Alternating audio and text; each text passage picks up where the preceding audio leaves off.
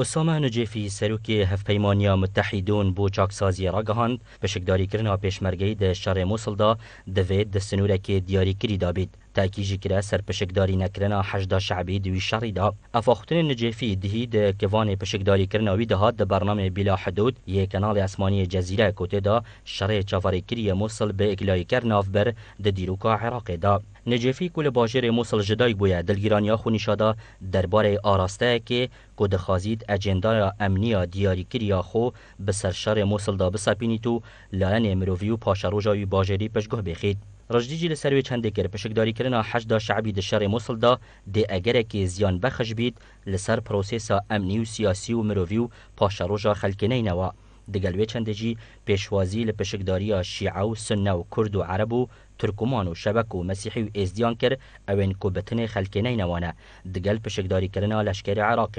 باجر موصل ناوندا پارێزگەهانەی نەوە زیاتر ژێ 2 ساڵایە دەبن دەستێ داعشدایە پشتی کەفتنا لەشکری لەوی باژەری لە خزێرانە 2014 ماوەیە چەند تەیڤەکانە هێزên عێراقی لە ئالیەکێ و هێزên پێشمەرگەی جی لە ئالیەکێدن بە پشتەوانیە هەفپەیمانان دە پێشڕەویە بەردەوامدانە لە دەڤەرێن دەوروبەرێن مووسڵ نجیفی دەبێژێت پشکداری کرنا هێزا پێشمەرگەی دە شەڕێ مووسڵدا دەوێت دە سنوورەکێ دیاریکری دابیت لە دیف هەفسەنگیە سەربازی کو فەرماندەیە ئۆپەراسیۆنان و هەفپەیمانیە نێودەوڵەتی دێ دیاری کرد هەروەسا پشکداریکردنا هێزên ئەمریکا بە گرنگ داناوگوتی کو دەوێت پشکداریکردنەوەە بێلایەنە نەبیت دەسەڵاتدارên هەرێما کوردستانی جی هەتانەها ڕژدی لەسەر پشکداریە پێشمەرگەی دە شەڕێ مووسڵدا کرینە لێ دەبێژن دەوێت ڕێککەفتنا بەراق بهێتەکردن لەسەر پڕێڤەبرناوی باژێری لە پشتی دەرئیناناوێ ژە دەستێ داعش با خفتنا نجیفی تأکید کردن لسر پشکداری کردن حشد شعبی دشار موصل دا دزفری توا بو گوشار سیاسی لسر حیدر عبادی سرک وزیر عراق اگر نه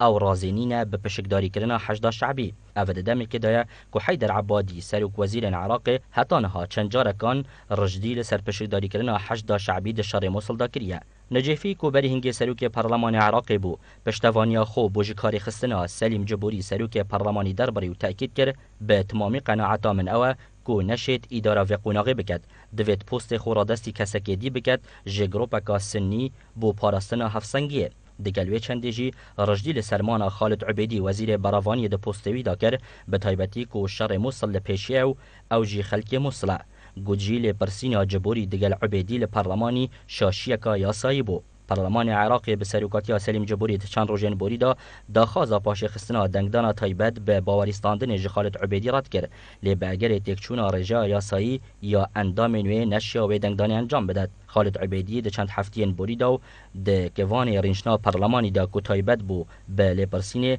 جبوری به دسابون ده گندالیا گریبستا کرینا چک و خارنه بو هزین چکدار تهمت بار کرد پاشان دادگه جبوری جوان تاوانان به تاوان کرد